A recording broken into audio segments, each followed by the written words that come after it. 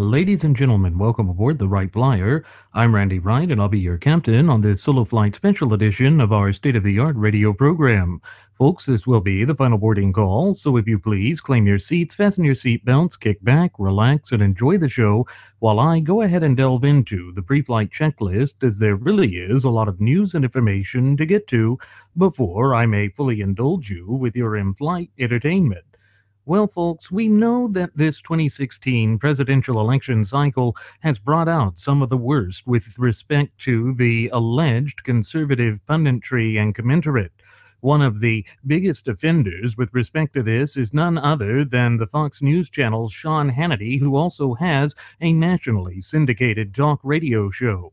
He's been doing talk radio and Fox News at least since 1996, when the station got its start, and throughout that time he has always proclaimed to hold conservative values.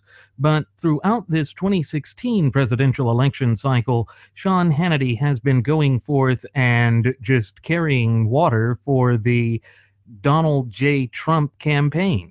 Now, maybe it's because, as Glenn Beck has insinuated on some of his previous radio programs, that it was that Hannity knows Trump personally.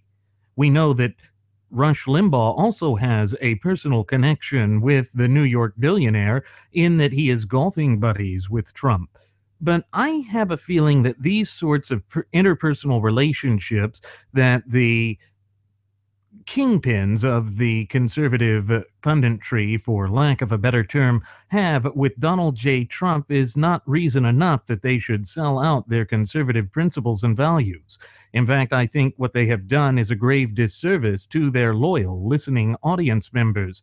And I think all of it boils down into something that has been a charge that has been levied against the conservative punditry and commensurate by the frothing at the mouth Fabian socialist leftists for years now, folks, and that is that they are using profit and ratings above all else to motivate them, to drive them, to force them to move forward. And in fact, I think that may be the real reason why they have gone forth and basically worked with the most dishonest, in my opinion, gutless opposition party, or GOP, presidential nominee, at least in living memory. And I think one of the biggest problems that we're facing in this 2016 presidential election cycle is that both Hillary Clinton and Donald J. Trump are exceedingly unpopular with the American people. Combined, they have the highest negatives of any two candidates to ever vie for the highest office in the land, at least since we have been taking polls with respect to negatives and popularity for those candidates who are vying for the highest office in the land. For me, the biggest problem that I have with them is that neither one of them wants to espouse the Constitution. Neither one of them wants to abide by the limitations and restrictions that are placed on the copious amounts of power that are wielded by those who control the reins of political power in this once thriving and flourishing representative republic and vibrant community of popular sovereigns of ours. I wish that this weren't the case, but it is the case. And the fact that we are facing this sort of dilemma in what should have been a conservative's dream of an election speaks volumes about the current state of affairs, not only with the American system of polity, but also with the two mainstay political parties. Both of them have shifted to the left, and I do not believe that this is a new norm that we can, nor should we, accept here in the United States. In a sense, what's happening is we're going down the path that Europe did. Recall that in the immediate aftermath of the Second World War, Europe started to turn to socialism because they viewed socialism as something that fought against Nazism, or what they loosely termed as fascism. But if we recall what the acronym of Nazi stands for in German, it is the National Socialist German Workers' Party. So you see, it ultimately comes down to what was vying for power and control throughout the early part of the 20th century was socialism in Europe. And that's not to say that the United States of America didn't have its fair share of socialists who were vying for the reins of political power as well. Recall that Eugene V. Debs had been a congressman. He had also run for the president at least 3 separate times as an American socialist. He was the leader of the International Workers of the World, what is known in the common vernacular as the Wobblies. And their entire goal and purpose, as well as driving force, was to instigate a violent revolutionary overthrow of our constitutionally endowed federalist representative Republican form of government. So you see, folks, we have been facing these sorts of challenges in our past. But what's so shocking is that we are basically repeating this 100 years to the day that this sort of thing was originally going on within the United States. And we have to also recall that by 1920, there was the first Red Scare.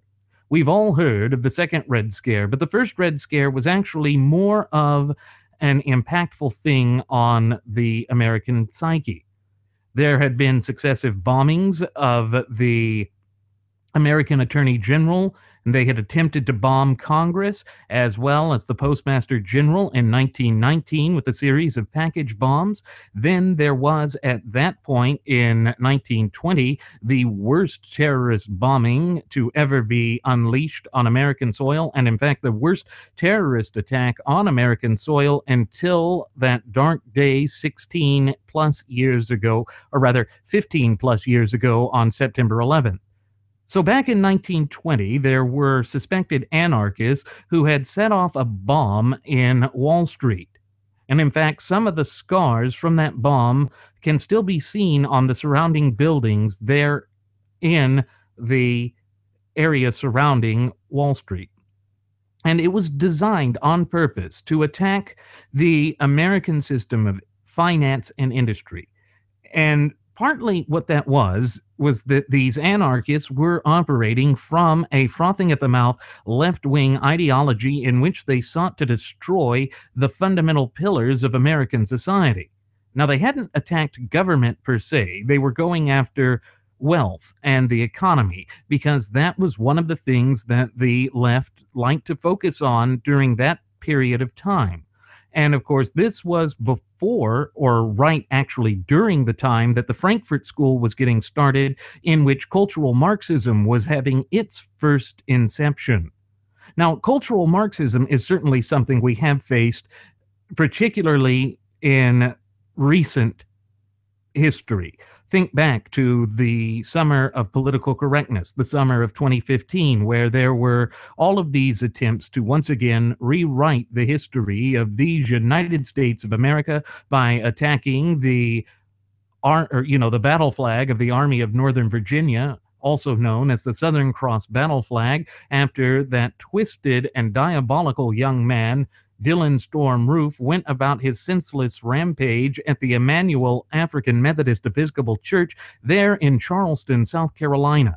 This all ties into an attempt to try and basically stereotype and unfairly, in my opinion, try and lambast all portions of society. It's an attempt to essentially pit American citizen against American citizen.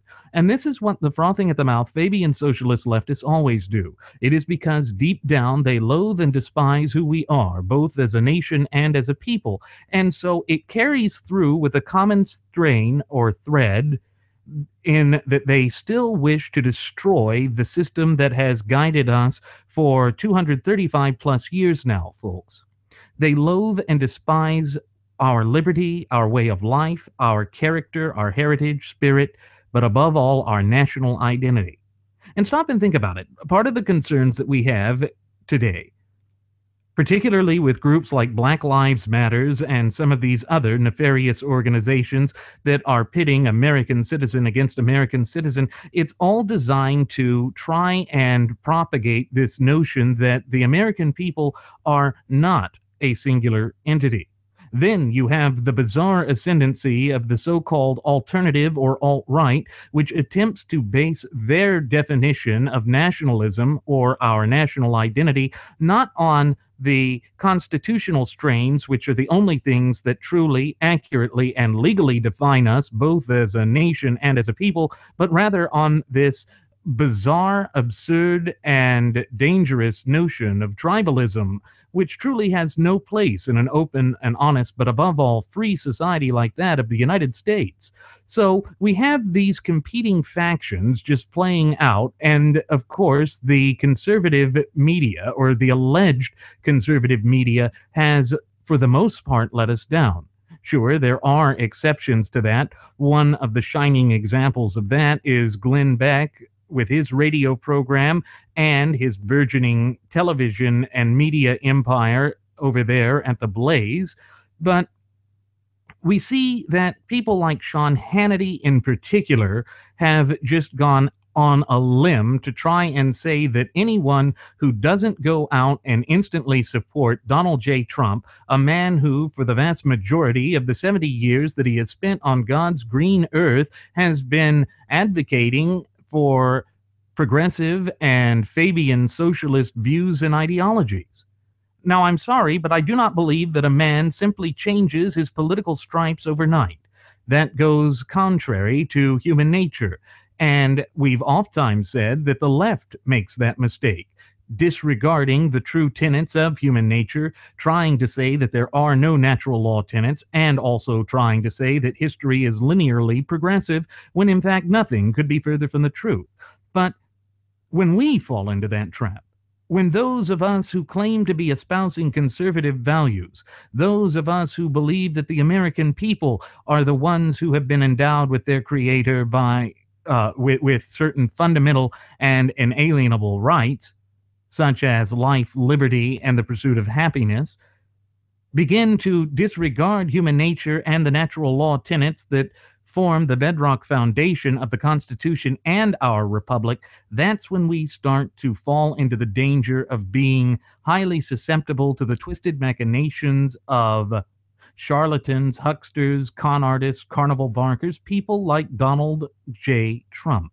That is not something that we can afford to do, particularly when you consider that the United States of America is currently in the grips of not only an identity crisis, but a slew of constitutional crises because the gutless opposition party, or GOP, no longer stands for anything.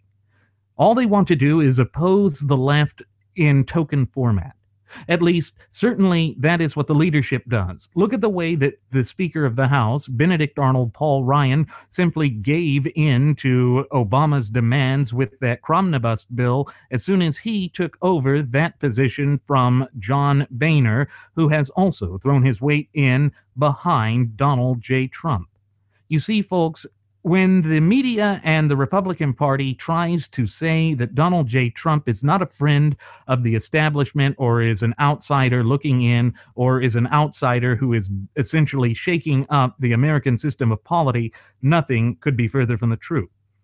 He has been the greatest enabler of some of the worst offenders when it comes to the frothing at the mouth Fabian socialist leftists who are seeking to undermine the societal fabric of our cherished and beloved homeland.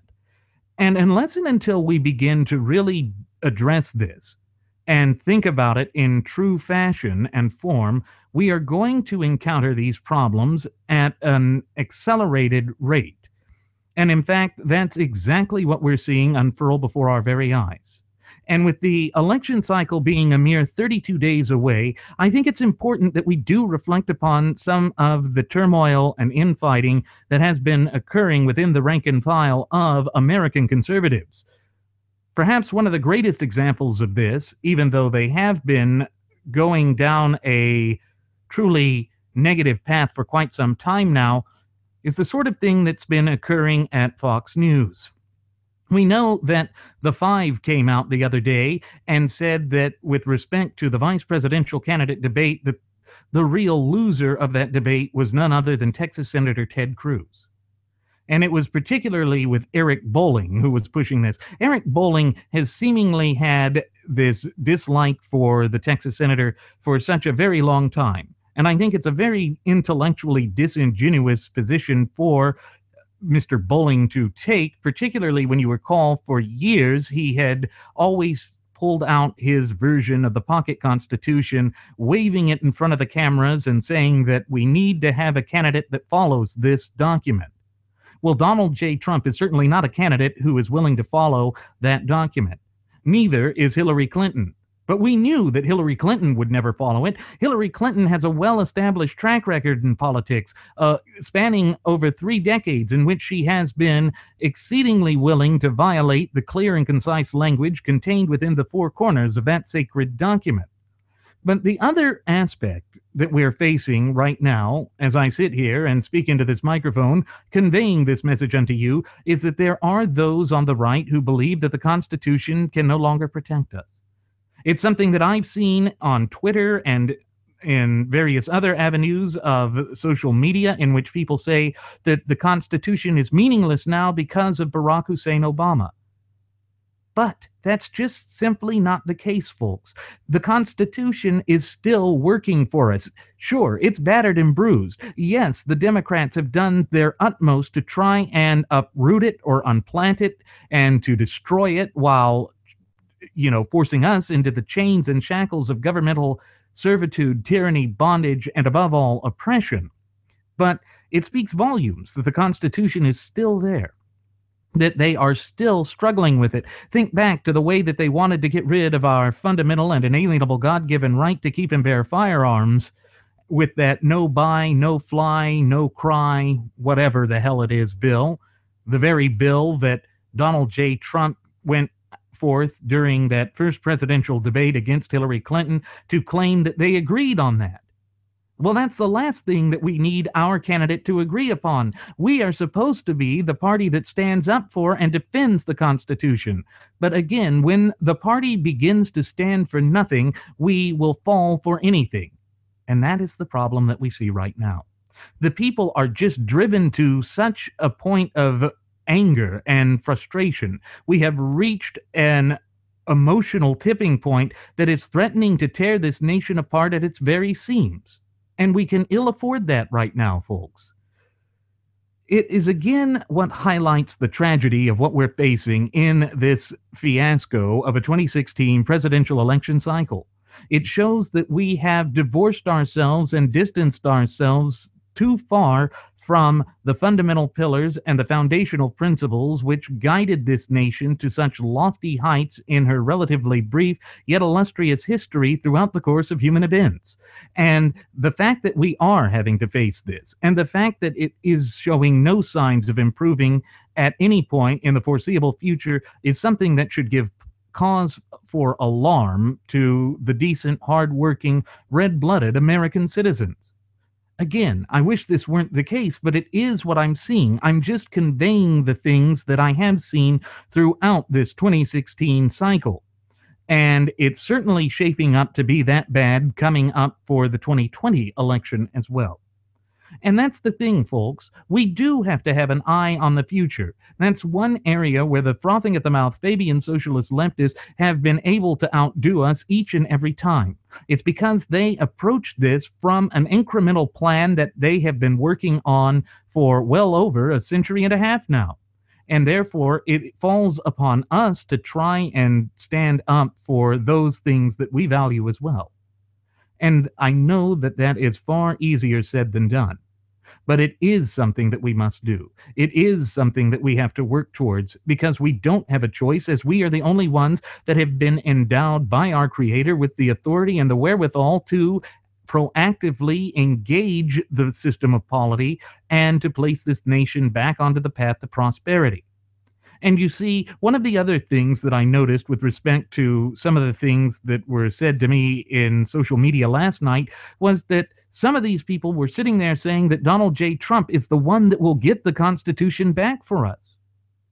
Well, I seriously questioned where they got that from and how they were able to come to that conclusion, because it's certainly not what he has said. It's not what he has gone out and professed over and over again in front of the cameras for the graduates of Pavlov School of Journalism, for the salivating mainstream media.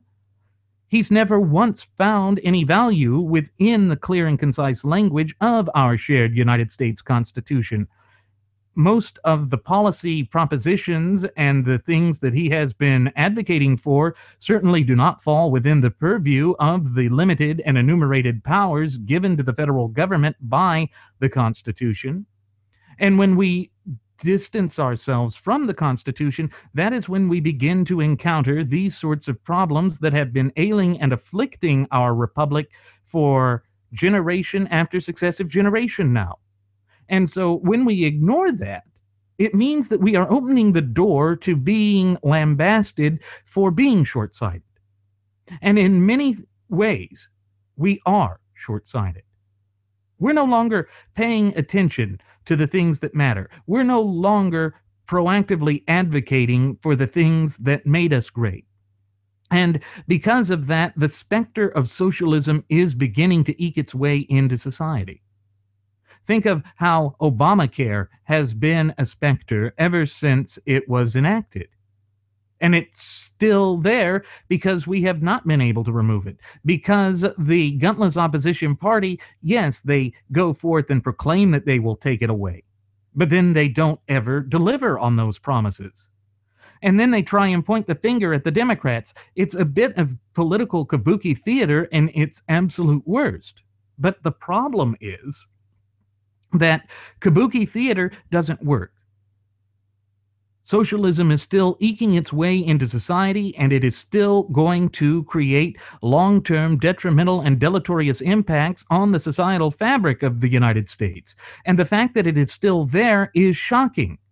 And we also see that the conviction of the Republicans to basically combat Obamacare is being watered down and taken away, because they start using this asinine language of repeal and replace. In fact, that's one of the areas of disagreement that I have with independent presidential candidate McMullen. The reason that I disagree with him is he is also implementing and utilizing that language of repeal and replace. We don't need to replace it. We need to go to a free market system. We need to go back to self-accountability and self-responsibility, and those two things working in conjunction to give us self-determination. You see, America is based off of rugged individualism. And that is something that we have forgotten. That is something that we have seemingly abandoned.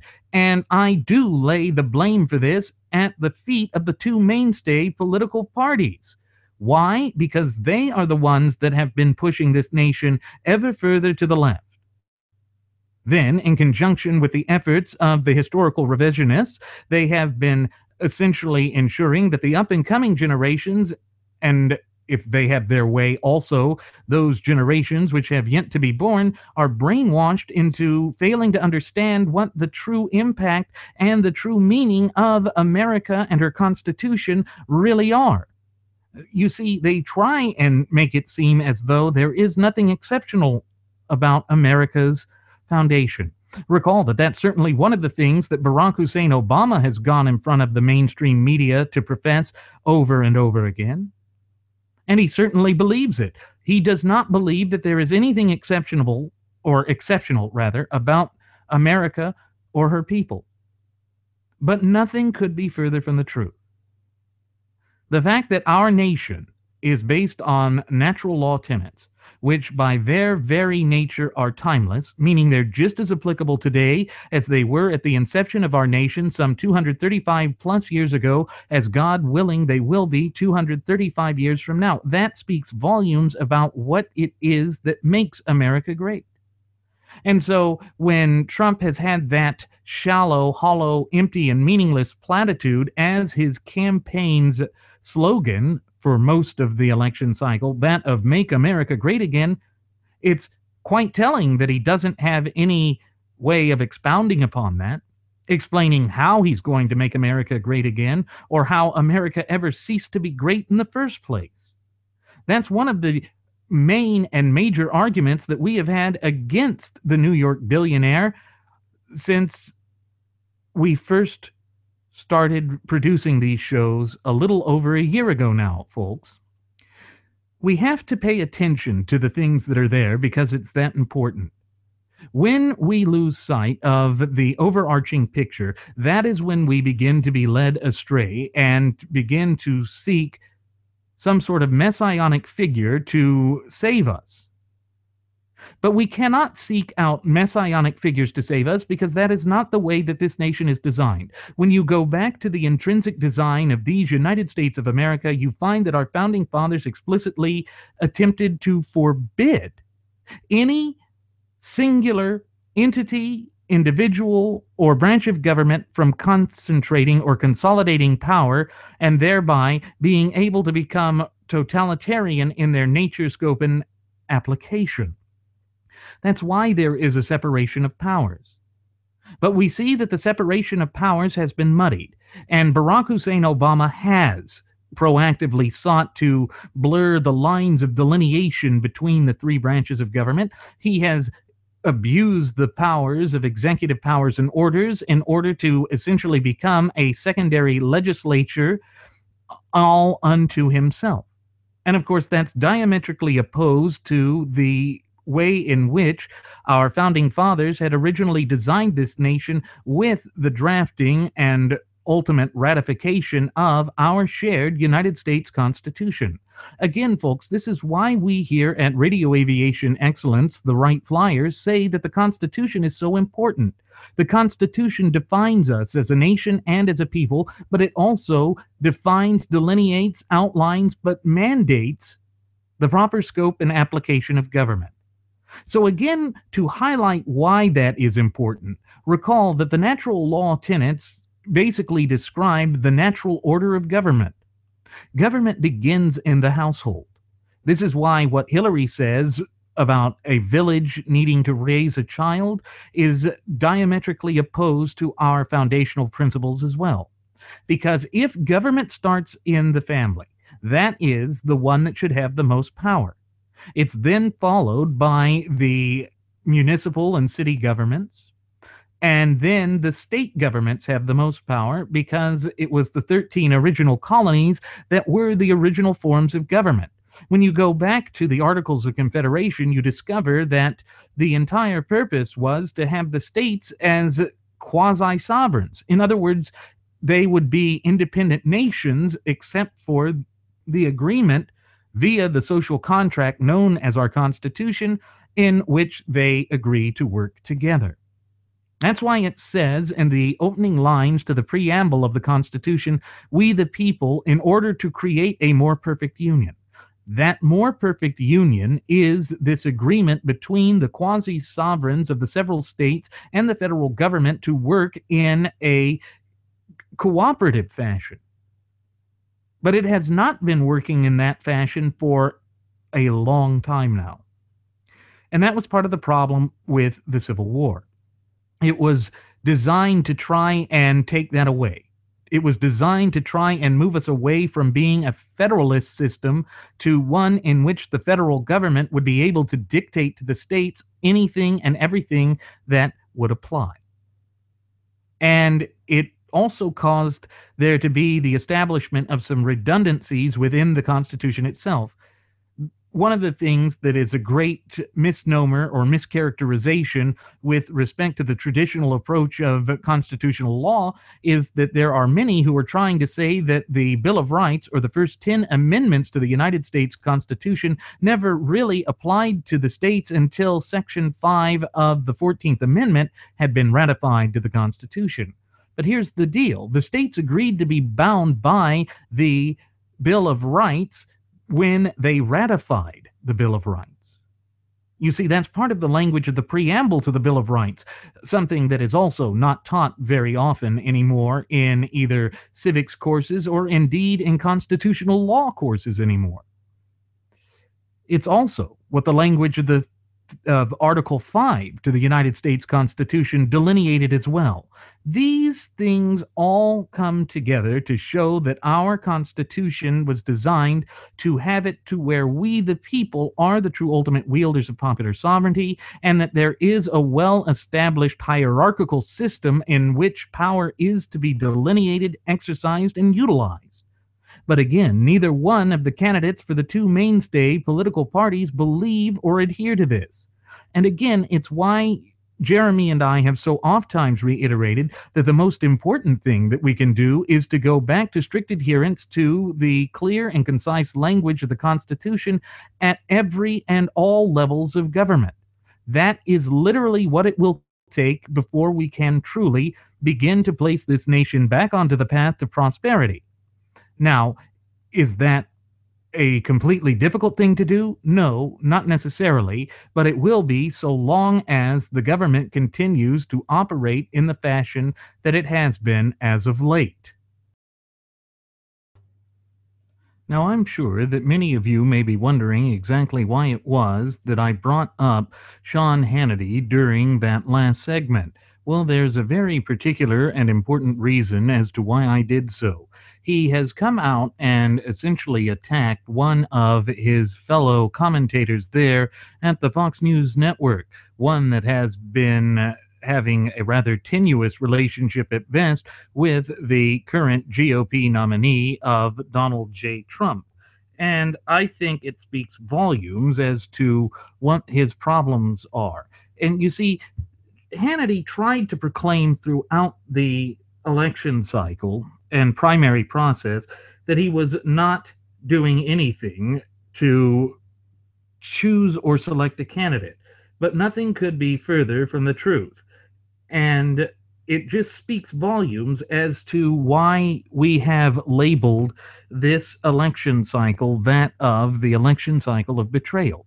Because every way that we turn, we see that people like Sean Hannity, who claimed that he would never support the Republican nominee if the Republican nominee strayed away from conservatism, it just isn't true, because clearly Donald Trump is not a conservative. He has never espoused conservative values. And the reason he hasn't is because he just has always been about himself. We've said that time and again. But again, Hannity doesn't care. Hannity probably saw this as an opportunity for him to increase his ratings and to try and make himself appear as prophetic. I'm not sure if that's exactly the case, but it is what I seem to get from him. It is the sort of reaction that I'm starting to feel. But what happened the other night is that Hannity slammed Megyn Kelly after she made comments critical of Trump. You see, this is part of the problem that we have with Trump. It's that both the candidate himself, as well as his surrogates and his most ardent acolytes, will attack anyone who brings up any question or points out any negative aspect of their fearless leader. This is not a cult of personality type of country, but that is what we have seen both with Barack Hussein Obama and the disastrous 2 terms of his regime, and with Trump himself. Trump is just a continuation of the politics of identity that has haunted this nation for far too long now. But I've got the soundbite where Megyn Kelly was essentially saying certain things that made Hannity mad. And I'm going to go ahead and cue that up now, and then we'll delve just a little bit into it as the show goes on. So here we go. What do you make of, I'll ask you the same question that I just asked about her with I thought the debate went pretty well. I get that her supporters love that. They're like, yeah, you go, girl. But these 2 candidates are fighting over this group in the middle that doesn't like either one of them, right? These people who haven't decided, they don't like her and they don't like him. You tell me whether that sort of, yeah, thing is going to go over well with these people. Hillary Clinton has low favorables, but she has higher favorables than Donald Trump. Plus, she has a much bigger, better campaign. They've designed this campaign to place her in situations where she can do okay. They're not asking her to go out there and win this race, to carry this race on her back, like a sporting analogy. They believe that they have an organization that can deliver a campaign message, and that she has passed that threshold that people can imagine her as president of the United States. For a lot of voters, Donald Trump has not passed that threshold. There's still a very high number of people who can't imagine Donald Trump being president. And I personally think that that's really what he should try to address on Sunday night. And now they're both in their own version of a presidential protection program. With, you say, they've designed her situation so she's not in a place where she feels uncomfortable or is anything unexpected could come at her, which is why she sat for a half an hour with Mary J. Blige, the singer, which is why she did Entertainment Tonight this evening, which is why we just found out that when she went on the Steve Harvey show, she had every single question given to her in writing in advance, and then she feigned surprise as the questions were asked. And Donald Trump, with all due respect to my friend at 10 o'clock, will go on Hannity and pretty much only Hannity and will not venture out to the unsafe spaces these days, which doesn't exactly expand the tent for either one of them. There, that's my 2 cents. Stuart, I'll give you the last word. And so there it was. That was the statement that just made Hannity go off his rockers, because again, she was calling him out directly. She was pointing to the shortcomings that he's had throughout this election cycle and the way that he has just carried water for Trump, and that he can't seem to ask any questions about Trump's shortcomings. Recall that he said that he would blame the never Trumpers for the loss of Trump. Why would that be the case when, in fact, it should be, if you actually follow any type of conservative mindset or ideology, his own words, deeds, and actions, his own responsibility for failing and losing? And it also speaks to just how insecure they are with respect to their candidate. They obviously don't think he can win if they're already trying to force everyone to follow him without question and to march lockstep behind his efforts to push the Republican Party even further to the left. Now, that goes against the message that Hannity has been preaching for decades now. But here's what he said in response to this. He said, at Megyn Kelly, because this was on Twitter, you should be mad at Hillary Clinton. Clearly, you support her. I didn't hear a clear support for that in any of the things she had to say. Yes, she asked Trump an unfair question, perhaps, during that first debate, but it was a much softer question than he would otherwise have received, and he just didn't respond to it well, because again, Trump showed for the first time, at least in the context of being a candidate vying for the highest office of the land, that he is unable to take any form of criticism, that he can't take any type of questioning of his motives or what have you. And I think that that plays out in dangerous form of fashion with respect to how our electoral system works, and indeed the entire American system of polity works. But what Hannity was doing there is showing that he's not even critically thinking about this. And I think perhaps that is the greatest tragedy of this 2016 election cycle that we have seen thus far. It's that we're no longer talking about how things work. We're no longer discussing how things are supposed to apply. And it really doesn't bode well for us, because we've always been about rugged individualism.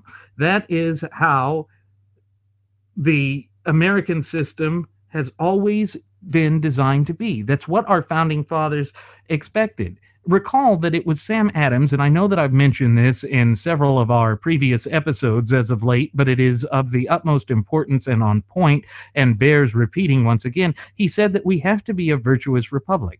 In other words, the electorate has to be well informed, and our leaders have to be men of upstanding, or men and women of upstanding moral character.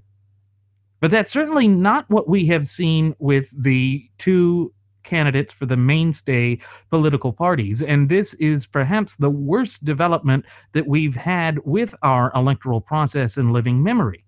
America must be a vigilant nation, one in which we stand for those natural law tenets that form the basic building blocks and pillars of our freedom-loving, representative Republican form of government and society. I wish that we had better choices, but we simply do not. We do not, because we have been forced into this untenable situation. And it comes forth and says that we have a major disconnect with respect to the political elites, those who currently wield the reins of political power, those political powers that be, and the true ultimate wielders of popular sovereignty. I think that's part of the reason why Trump had an appeal to disillusioned conservatives. He is the Pied Piper of disillusioned conservatives, because they look at the establishment that goes forth and makes all of these grandiose and verbose promises and fails to deliver on them in election cycle after successive election cycle. They say one thing and then do the exact and polar opposite when it comes time to act. And we can't afford that. We can't afford that. And just to give you some idea of how weak of a candidate Trump is for the gutless opposition party, or GOP, there's a new poll that's out in Arizona which says that Hillary Clinton is leading. Arizona is one of the most conservative states in the nation. What happened? Well, it's what we've been trying to warn you about here at Radio Aviation Excellence, the Wright Flyer, for over a year now, folks, that Trump is not who he claims to be and that the people do not like him. That's not to say that they like Hillary Clinton either, but when you look at the sorts of asinine and just off the wall, off the cuff, shooting at the hip style statements that Trump has made throughout this disastrous presidential election cycle, it's something that cannot be ignored. Yet that is exactly what the Lion Branch Trumpidians who are cowering in their Trumpidian tabernacle are doing. They are being intellectually disingenuous. They're trying to obfuscate the truth and to place the blame on everyone else other than whom blame should properly be ascribed, that of their fearless leader, Donald J. Trump. So what does it mean? What does it all mean that we now find that both candidates for the two mainstay political parties are pushing for ever greater government influence and control in the facets of our daily lives? What it means is that we are abandoning our principles. It means that we are going down a dark and twisted path, the likes of which we were never originally intended to go down. And sure, the Republican Party will bear some of that. Those who folded and capitulated and decided to collaborate with this unelectable candidate will also be part to blame, but we, the people, are also partly to blame.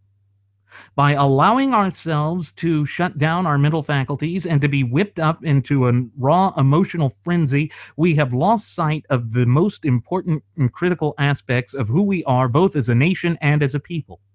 And when we go down this disastrous path, that means we are losing control of all that we hold near and dear in this once thriving and flourishing representative republic and vibrant community of popular sovereigns of ours. There is really no other way to put that, folks.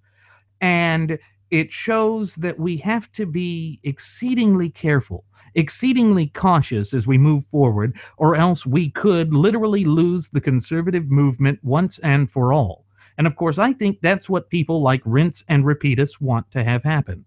That is why he was so willing to go and use thug-like tactics during the Republican National Convention back there in Cleveland, Ohio in the month of July, in order to ensure that we have open primaries again, so that Democrats can cross over and pollute and pervert our primary process.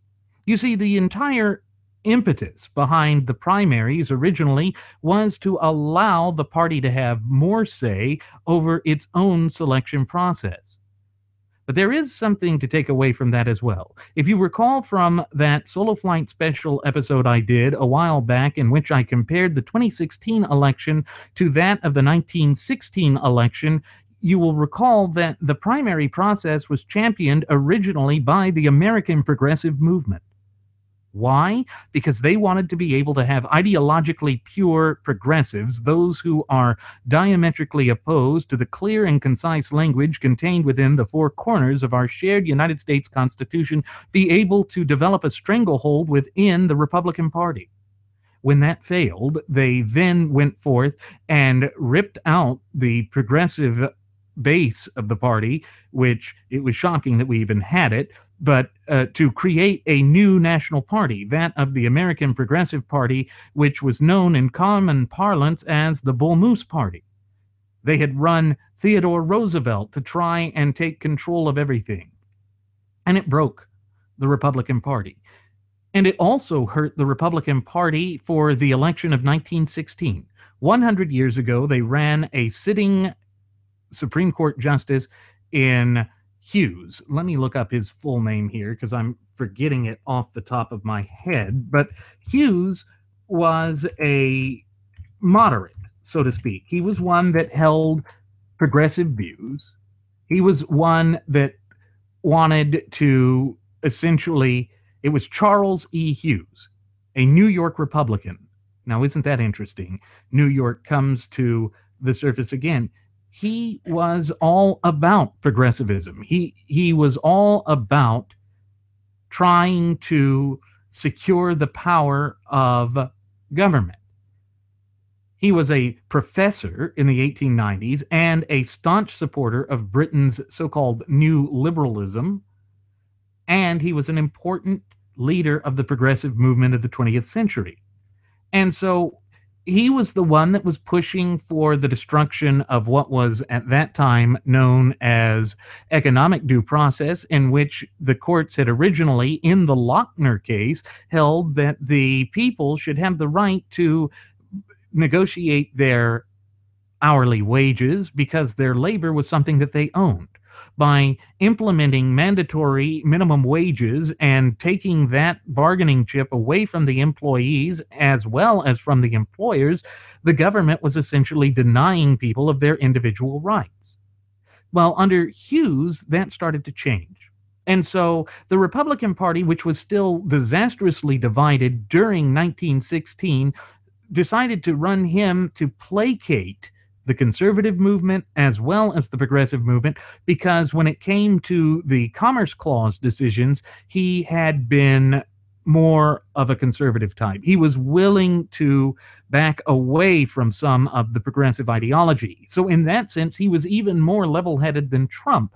But he would be a Trump-like candidate in so much as he did not follow conservatism. Conservatism at that point had been pushed out with the defeat of William Howard Taft, who himself had started off as a progressive.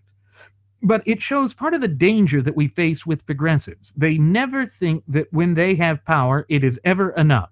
You give them an inch and they'll take the whole country if you let them get away with it.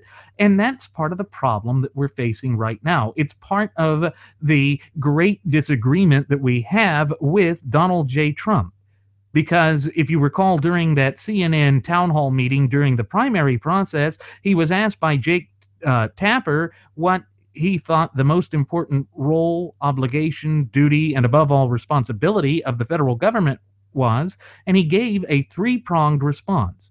He said that the government should provide housing, education, and health care. That's why we still see this push to supposedly repeal and replace Obamacare.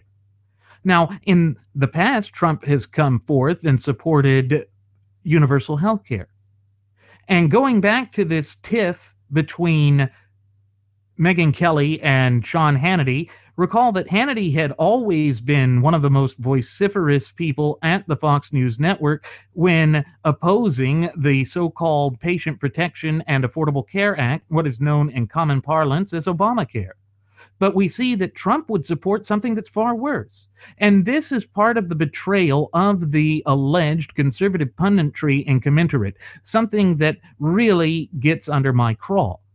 Because they went out and were acolytes against this. They were the ones beating the drums to get the American people to try and pressure their elected officials to actually step up and do something to repeal Obamacare. Not even to replace it, just to repeal it. We shouldn't replace Obamacare. We should allow health insurance to be sold over state lines. We should allow the free market to have its say. That is the way that our founding fathers would have done it. But we are ignoring that because we've lost sight of our history. We've lost sight of who we are both as a nation and as a people. And I think that that works to our great detriment. It is quite a shame to see that that has become a new norm in this once thriving and flourishing representative republic and vibrant community of popular sovereigns of ours. And we will have to overcome this because it is not something that can just be swept aside. It is not something that can just be ignored. Unless and until we are willing to get up and proactively maintain and safeguard our fundamental and inalienable God-given rights, we are going to see the federal government march in lockstep against those sacred rights and principles that have propelled this nation to such lofty heights in its relatively brief yet illustrious history. I wish that that were different, but it is not. And here's something interesting with Trump yet again. We already know that he's come forth and said that he would sue the New York Times, who leaked that very specific portion of his personal federal income tax returns. This sort of litigiousness is something that should give alarm. Because when or if he becomes president of the United States of America, he cannot use the court system in such an illicit fashion. He cannot just keep attacking us. He cannot just keep abusing our judiciary, because that is going to set a dark and dangerous precedent. The President of the United States of America is supposed to represent all of the people, even those who refuse to vote for him or for her. And the problem that we're running into here is that Trump doesn't want to represent everybody. Recall that he referred to the Republican Party not as a conservative party. He said it's the Republican Party, not the conservative party. In other words, he's saying he doesn't want to represent conservatives. And in my mind, that too should exclude him from wielding the reins of political power in this nation, because it shows that he is not looking to represent the best interests of the entire representative body of the American people. That, to me, speaks volumes about his character, or more accurately, his lack thereof. And again, thinking back to what it was that Sam Adams said, we must be a virtuous republic. And the only way that we can do that is if we hold our leaders accountable. But as we see from Sean Hannity, he is unwilling to hold his fearless leader accountable. And I think that that in and of itself works directly against the hopes, dreams, aspirations, and future desires of the true ultimate wielders of popular sovereignty, we the people of the United States. Really, folks, there is no way around that. That is the problem that we're facing. But it just goes to show that in this election cycle, once again, conservatives have been stripped and deprived of their voice. We've been told to sit down and shut up and just enjoy it. But why? What is it that does? It does nothing for us. Instead of looking towards real, impactful, and lasting solutions, the politicians are focusing on penultimate concerns such as the economy, which is a mere symptom of the overarching problem that is ailing and afflicting our country. It's why we have said before that that the economy itself does not carry that much weight. It is not of that great importance, because if we go back to strict adherence to the clear and concise language contained in our shared United States Constitution, then the economy will begin to fix itself. Why? Because we will go once again back to the free market, which is the most able system for addressing the economic calamities and concerns that face the nation. But that has certainly not been one of the talking points of either of the two mainstay political candidates. It's not a binary choice, folks, and that's one of the areas where I do have a major point of disagreement with Texas Senator Ted Cruz after his conscience led him to support Donald J. Trump. He said that the choice is binary. Recall that he had said that when he went on to that Glenn Beck program shortly after making that decision, in which Beck understandably went into a tirade. He's trying to say that the choice is binary. For him, it boils down to the Supreme Court.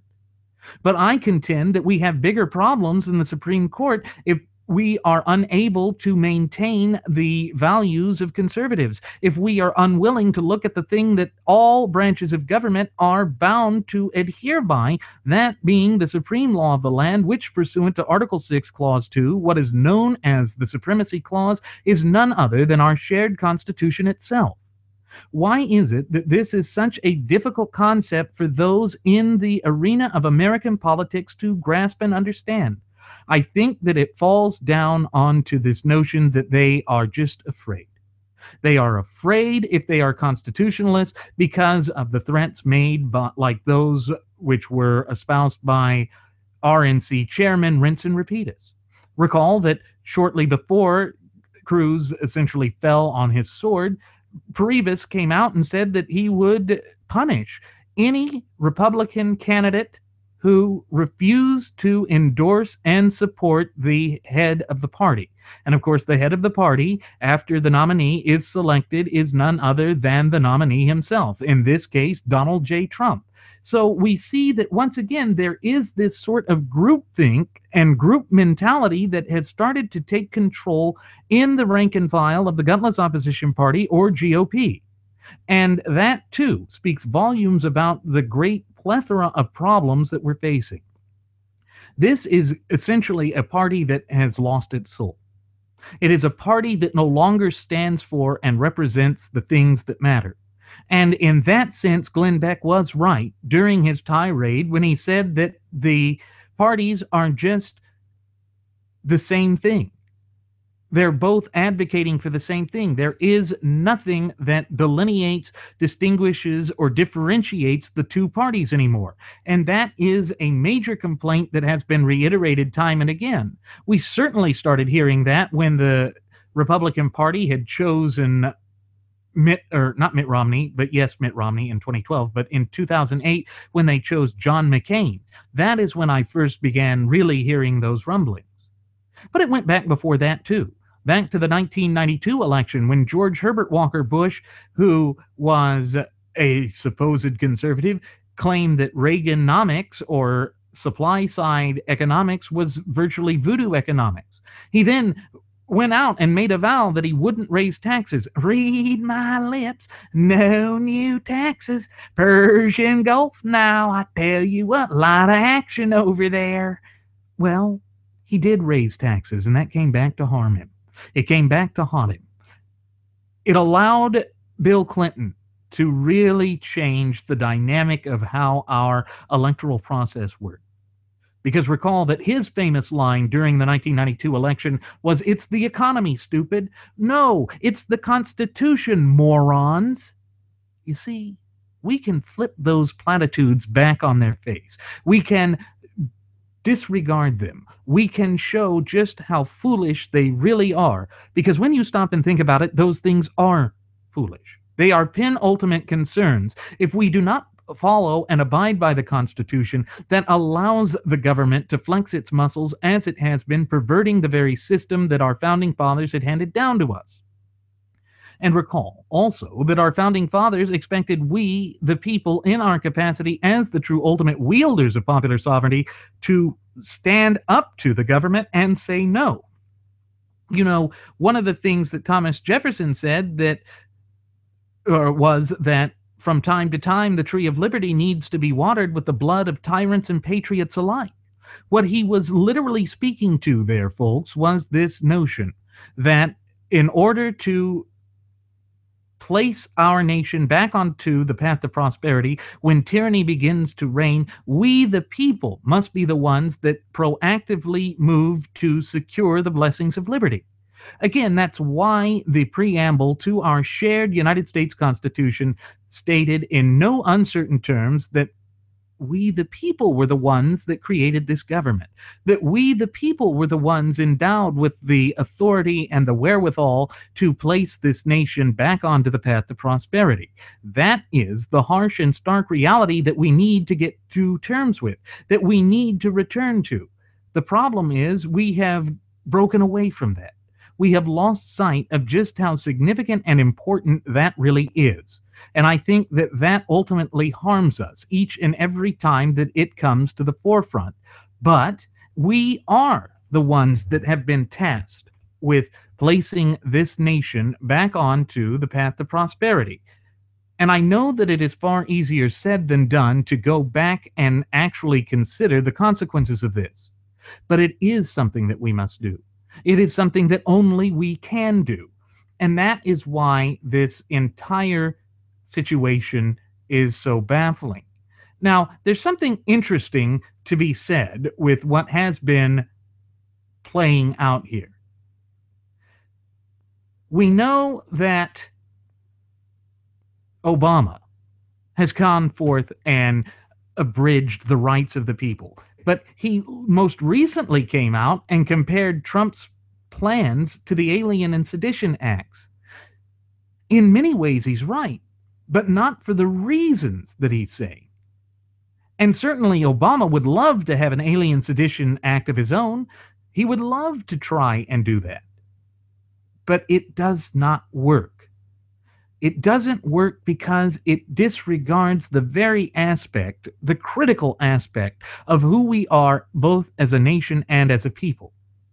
And unless and until we come to terms with that and begin to actually hold these politicians or these people who want to be politicians accountable, these sorts of things are going to continue to haunt us. We can ill afford to allow our nation to continue down this reckless and destructive path, because if we do, the nation is going to suffer even further. It's like 1912 and 1916 all over again. The Republican Party is without a doubt divided, just as it was 100 years ago.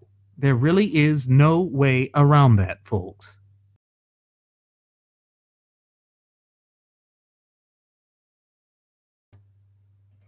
J.D. Runker, who created the New Americana, just penned a recent op-ed piece at Red State that I found very interesting.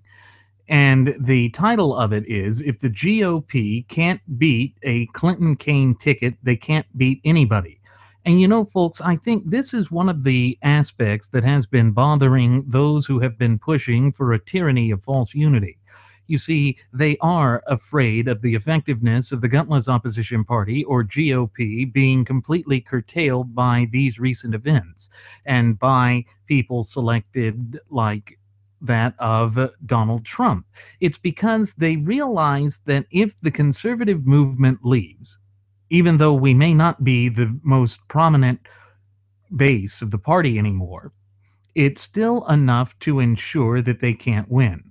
And that's one of the things that the frothing at the mouth Fabian socialist leftists have just been giddy over in the last several successive election cycles, because they've been saying that the shifting demographics of the United States will ensure that the Republicans will never be able to win in a massive election again. And in a way, they're right, but it's not entirely demographics. It's because they are betraying their principles. You see, again, this is why that whole notion that has been propped up by the alt-right, that nationalism needs to be based off of this primitive, and dare I say barbaric form of tribalism, just doesn't work. Because when you stop and think about it, the way that the United States as a nation and a people is defined is by the law. It's why the United States is a nation of laws and not of men. But we don't believe that anymore. We've certainly seen that with the way that Hillary Clinton's been able to get away with just about anything. And that, too, plays into part of the fiasco that this 2016 election cycle has become. It's that we've lost sight of those things that are of the utmost importance to us. And one of the things that J.D. Rucker said in his Red State piece was that Clinton-Kaine is a worse ticket than Dukakis-Bernstein, or Benson, sorry. And recall that Dukakis had that one moment, that Kodak moment, for lack of a better term, where he was photographed in a tank that just made him look ridiculous. It was one of the things that made him look weak. And of course, he tried to attack Reagan on his age, and Reagan was able to say that he would not hold his opponent's youthful inexperience against him in this process. And it's that sort of thing that comes forth now. Of course, we could say that both of the candidates in this election cycle are primed to be put into the grave.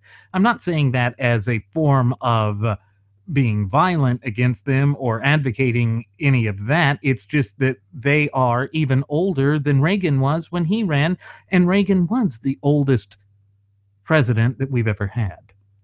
But Rucker was making some good points here.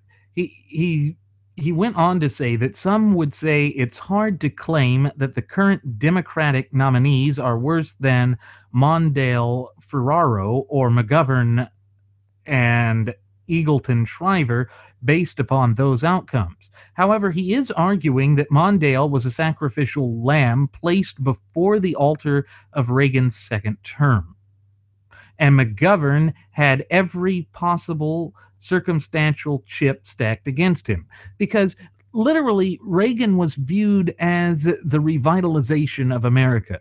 And yes, he's lionized to such a degree that it's as though he's become a marble man, that we have lost sight of who the real Reagan was. And certainly he did some things in his second term which I find questionable on a constitutional scale, but he is the best president we've had in living memory. And it goes to show that we are facing an identity crisis the likes of which we have not had to deal with in recent history. Because as Rucker says, is that Trump is no Reagan, and the most important chips, such as money and media, are stacked firmly behind Hillary. And that props her up as best they can. And recall that that is one of the things that my first officer, Jeremy Graventon, and I have said over and over again throughout this fiasco of a 2016 presidential election cycle.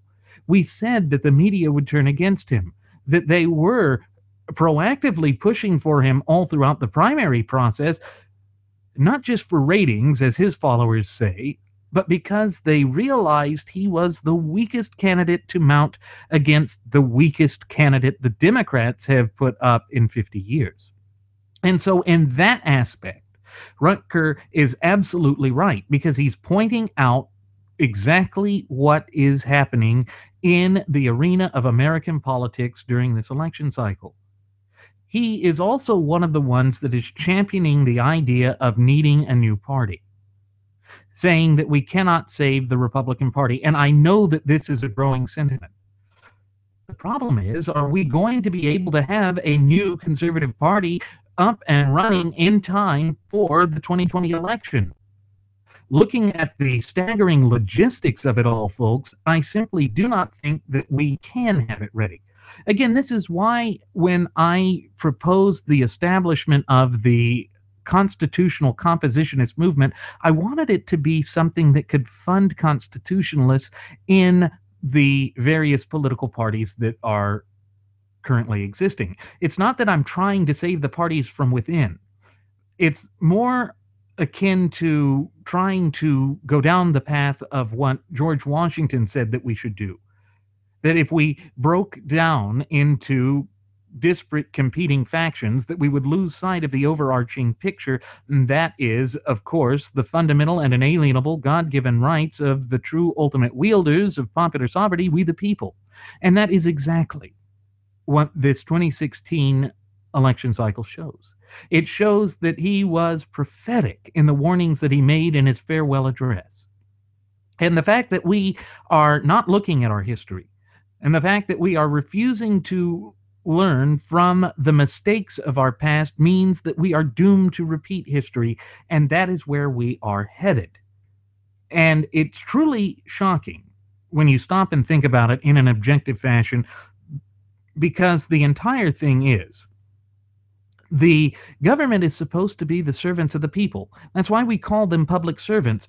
But particularly under this disastrous Barack Hussein Obama regime, they have not been operating in the capacity as representatives of the people. They're not serving us. They expect us to serve them. That means that our entire system of polity has been turned on its head. It means that we have lost sight of the overarching picture of who we are, both as a nation and as a people. And that should be sounding the alarm bells and raising red flags for every decent, hardworking, red-blooded American citizen, because it means that our sovereignty is being illicitly stripped away from us, meaning that we are now being forced to be servants to the government. Well, that is not who we are. It does not coincide with the inherent DNA of America and her people. And I think that is part of the reason why we see the ferocity of groupthink taking control on both sides of the political aisle during this fiasco of an election cycle. It's because people are feeling as though their voice is being silenced, as though they don't have a say anymore. But that is why we here at Radio Aviation Excellence, the Wright Flyer, have gone forth to have a message of empowerment for the people. We are trying to remind you of just how powerful you truly and absolutely are, because this nation cannot work without you. This nation is meaningless without you, and your rights are what matter most. Now, I'm sure that there are those who would come out, those naysayers who would say that I'm out of my mind, that we have to care about groups as opposed to individuals, that what I am professing here is some sort of selfish approach to the American system of polity. Well, poppycock, it is not. Because the way that our system works, based on the natural law tenets, our rights end where another individual popular sovereign's rights begin, and we must get back to that. That's part of the problem. We think that things that aren't found within the four corners of our shared United States Constitution are now meaningful rights, when in fact they cannot be. That's what the Ninth Amendment clearly demonstrates. And folks, there is a reason why the Ninth Amendment is perhaps the least understood and least utilized aspect of our Constitution. It's because they, being the political powers that be, have been trying to implement a system that is diametrically opposed to the foundational image that our founding fathers conjured up at the inception of this nation some 235 plus years ago. They are the ones that want to change the critical aspects and the fundamental makeup of our society, both in the system of polity and in society in general. That is part of the dark and dank reality that faces us. And I think that what Rucker is trying to get at here is that the Republican Party has abandoned that. Recall that one of the reasons that the Republican Party became so powerful with the so-called Reagan Revolution was that it was attempting to get back, at least initially, to the Constitution. But now we have people on both sides of the political aisle saying that the Constitution is some sort of antiquated, quaint document that really has no application in a fast-paced modern society like that in which we live in today. But I have to most heartily disagree with that. The Constitution is immutable. The natural law tenets that underpin it are timeless. But they only work so long as we, in our capacity as the true ultimate wielders of popular sovereignty in this once thriving and flourishing representative republic of ours, are willing to stand up and proactively maintain and safeguard those fundamental and inalienable rights which were endowed to us by our Creator, who happens to be none other than the God of nature himself. That's not religious fundamentalism. That is the Enlightenment era thinking that is the cornerstone of the natural law that underpins us. Recall that the natural law is a form of philosophy, which means that it is a universal law that applies to all of humanity and can be universally understood through the proper application of logic and reason. It's why we say it's so dangerous to allow ourselves to be whipped up into an emotional frenzy or a truly raw emotional state, because then we are highly susceptible to the twisted machinations of those who have nefarious plots and schemes to fundamentally and permanently as well as irreparably transform the United States of America away from being a constitutionally endowed federalist representative republic to some sort of frothing at the mouth Fabian socialist leftist dystopia. We can ill afford to allow that to come to fruition, because in so doing, if we allow this to become the established new norm of these United States of America, it means we will never be able to get back to the things that made us great in the first place. Now, going back to what Rucker said, he said it's not just Reince Priebus, Paul Ryan, or Mitch McConnell and others in party leadership roles that are creating the problem here. Because the GOP as an entity, as a party, and as an institution should bear the full weight of a loss. But we already see that people like Sean Hannity and Rush Limbaugh and the various other agent provocateurs of betrayal have gone forth and have attempted to lay the blame for any prospective or future loss that could be and most likely will come to fruition with the GOP nominee Donald J. Trump at the feet of those of us who stand by our principle. You see, that's part of the great divide and disconnect that is currently ailing this nation.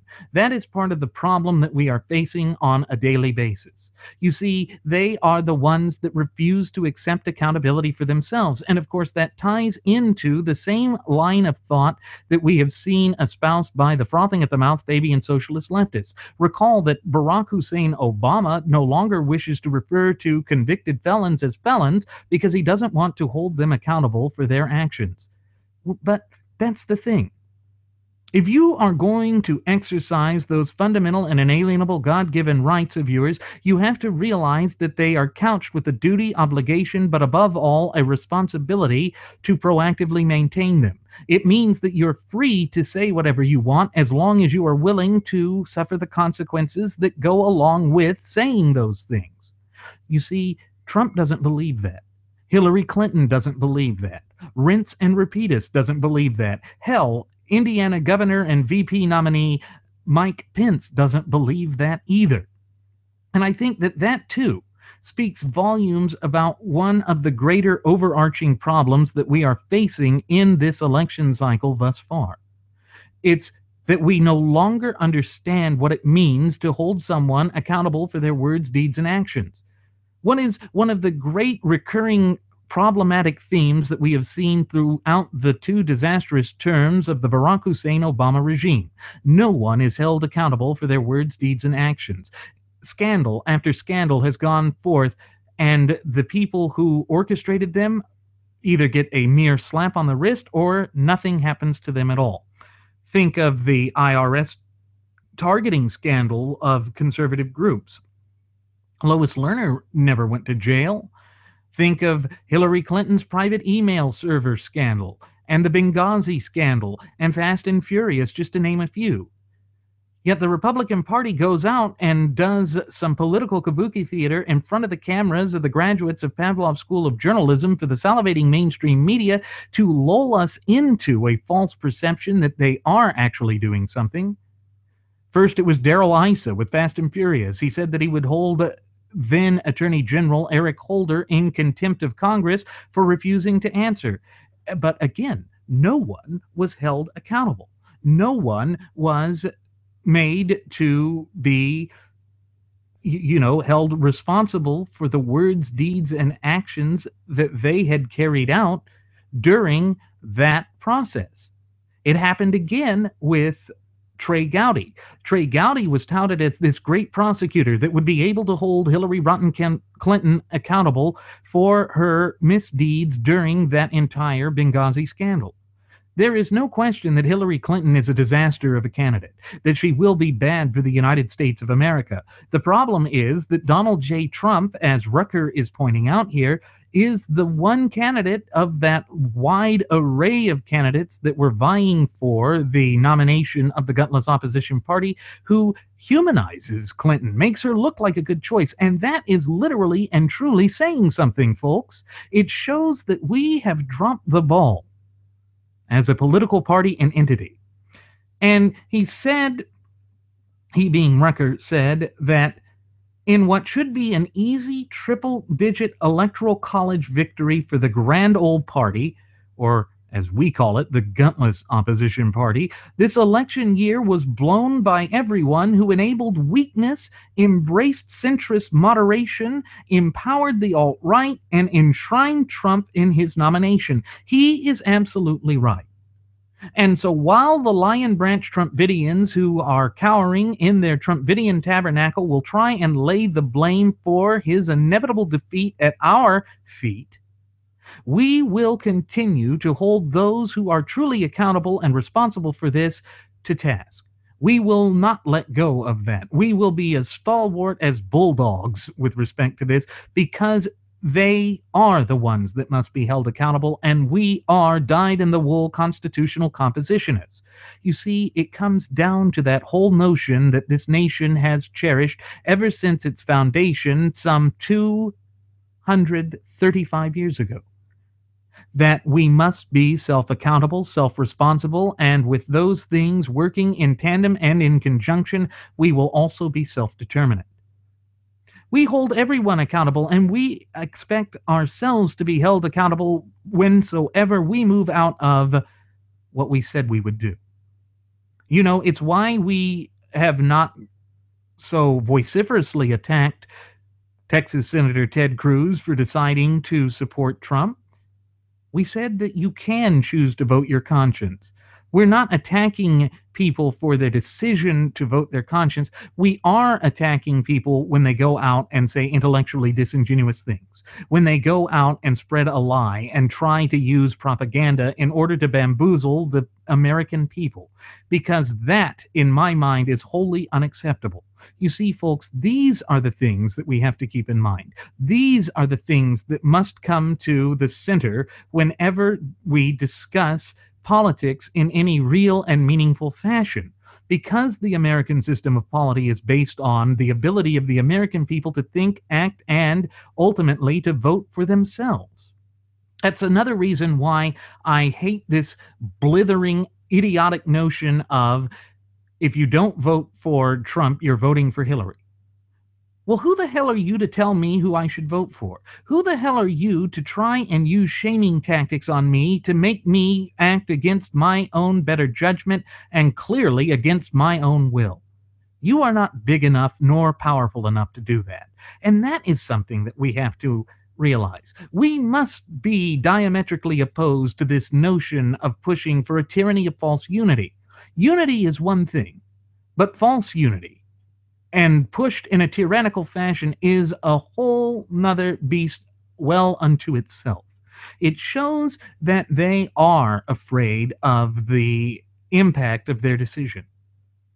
And they don't want to be held accountable for their own decision, just as Trump doesn't want to be held accountable for his own decisions either.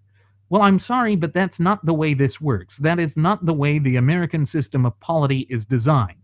And you see, folks, this is why the 2016 presidential election cycle has been as heated, contentious, and personalized as it has been. Ad hominem attacks have become the new norm, and civil discourse and the ability to agree to disagree have been cast to the wayside. And for what? What has it ultimately gained us, other than this untenable and unacceptable situation in which America is dangerously teetering towards the precarious cliff of absolutism and totalitarianism? We cannot do that. And it goes again to what Rucker says. He went on to say, you are to blame. It doesn't matter if you voted against Trump in the primaries. It doesn't matter if you opposed McConnell, Boehner, and Ryan. It doesn't matter how many Tea Party rallies you attended, how many dollars you contributed to conservative causes, or how many articles you shared on social media about the debacle that is Donald Trump. If you vote for Trump, is essentially what he's saying, it's your fault for not doing enough. It's your fault for not shaking every Trump supporter you know into submission with the truth. But you know what, folks? That's what we are still doing here at Radio Aviation Excellence, the Wright Flyer. We will not bow down, nor will we ever capitulate. We are the new resistance. We are the voice of freedom in these dark, turbulent, and twisted times that face us. It is tragic that we have to assume this role, but we are perfectly ready, willing, and able to do so because we know that that is our duty, obligation, but above all, responsibility. When we came forth and designed this program, the entire purpose of what we were seeking to achieve was to empower you, to provide you with an indelible yet pure sense of enlightenment, to give you the tools necessary to foster a fluent and working knowledge and understanding of not only our shared United States Constitution, but also your fundamental and inalienable God-given rights. Because in so doing, it empowers you to stand up and to say no to the government that is attempting to curtail you, to the government that is attempting to abridge your rights and is attempting to force you to live a certain way, irrespective of whether you wish to live that way or not. That cannot be who we are. It cannot be. And so Rucker goes on and says, never again. He said, I'm asked every day why I'm putting so much time and effort into forming a new party to launch after the election. It's to the point that I should put together some scripted replies to copy and paste into emails based upon variations of 4 basic question types. And he lists these 4 questions, and I'm just going to recite them. First, we're not going to try to work from within the GOP because the nebulous establishment is too embedded in big government business as usual to listen to the conservative voice of reason. The Tea Party was the best chance for an internal movement to change it. The GOP has not and is not willing to change. Many of their victories over the past 6 years have been erased or co-opted. Second, other conservative third parties have failed to reach the escape velocity necessary to break the two-party barrier. Their advantage of accumulating tens of thousands of members over the decades is completely wiped out by their poor growth strategies and the stigmas attached to their platforms. We are growing quickly enough to surpass all but the libertarians by early 2017 and will do so with a modern growth strategy in place. Third, the persistent fiction that the two-party system is impenetrable is perpetuated by the two-party system itself. It's a logical fallacy similar to begging the question because it's argued as an assumed fact. Unfortunately, Rucker says, it's been working for over a century, which is why we have no illusions that it will be easy. However, there hasn't been a time since the 19th century when bursting the fallacy was more possible. The combination of voter angst and the power of the internet makes it possible to reach the velocity necessary to break the system. And fourth, they won't fight to keep conservatives until it's too late for 2 reasons. The first is that they want to be the centrist party, the pragmatists, and Trump has enabled them to let their hair down. They won't be putting their hair back up anytime soon. And then he goes on to say that the second reason is because they've never had to fight for conservatives and they don't really know how. The conservative vote and membership has always been assumed. Our party will stay under their radar, accumulating members and not revealing our size until we're big enough that they can't destroy us easily. It's an interesting approach that he's put forth there. It's one that I would like to see come to fruition because the gutless opposition party, or GOP, has betrayed us. But again, I think that the best way to approach this is not even necessarily to do it from the form of a political party. I think that's too constricting. We need something like an American Civil Liberties Union that actually focuses on the Constitution. We need a movement that actually seeks to lobby for the only special interest that really matters, which is none other than our fundamental and inalienable God-given rights. That is what has been sorely lacking. That is what has been working against us, and that is why both of the mainstay political parties have started moving to the left. Again, it ties directly back into the warning that George Washington made in his farewell address.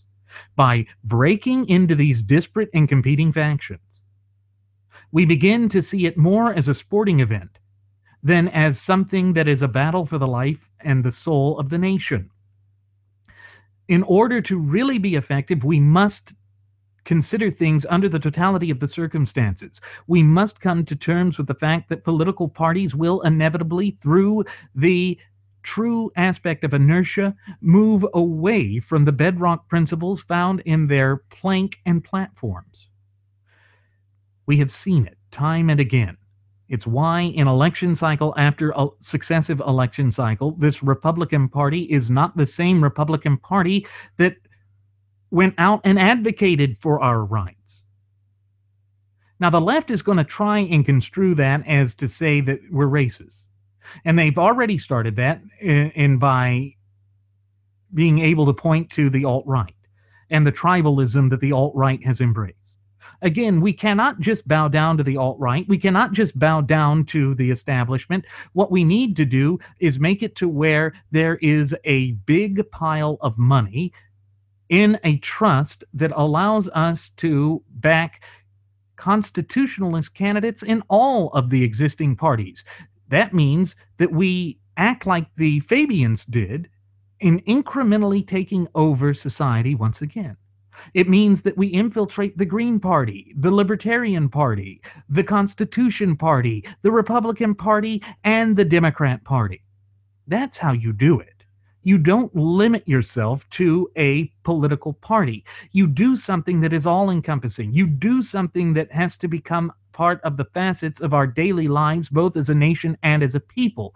That is a task that we must set for ourselves. And as Rutgers says, it's not an easy task. We are under no delusions of grandeur that this will be easy, that somehow prophetically this will come to truth or will come to fruition without a large and drawn-out, lengthy battle. No, these forces will continue to fight.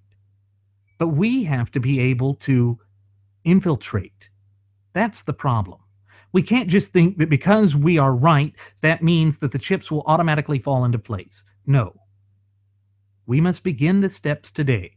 And if we begin today and set our sights not in living memory, but from 100 years from today, that is how we can begin to set things right. Now, with that said, it is time for us to begin our descent. I'm going to go ahead and send the flight attendant back for one last round of alcohol. Folks, unlike Sean Hannity, she will not go on Twitter and have a tirade against you if you refuse the alcohol. She's just there to offer it to you. As always, folks, I'm your captain, Randy Wright, and I want to thank you for choosing to fly the Wright Flyer. I invite you to leave any questions, comments, or concerns you may have either here on our YouTube page or our Google Plus page or our Facebook page. And on top of that, I invite you to follow us on Twitter at the Twitter handle at Radio Aviation EX. One more time, folks, that's at Radio Aviation EX. And there you will find the departure board that lists Jeremy's personal Twitter account, my personal Twitter account, as well as our Blogspot account that will have updated audio-only versions. I've just been a little bit slow getting those up. And then there is the Cafe Press account, which I'm also going to include in the description of this program. Go ahead and take a look at that because we have all sorts of trinkets and goodies with our original Radio Aviation Excellence, the Wright Flyer logo, as well as the First Class Passenger logo. It's on hats, watches, buttons, bumper stickers, tote bags, laptop sleeves, phone sleeves and protectors, shirts, drinking glasses, shot glasses, you name it, it's there at reasonable prices. Go ahead and take a gander at that, folks, and show that you are willing to break free from the chains and shackles of the tyranny and oppression that has been gripping our nation for far too long. Once again, folks, thank you for choosing to fly the Wright Flyer. We'll see you again next time. Do take care.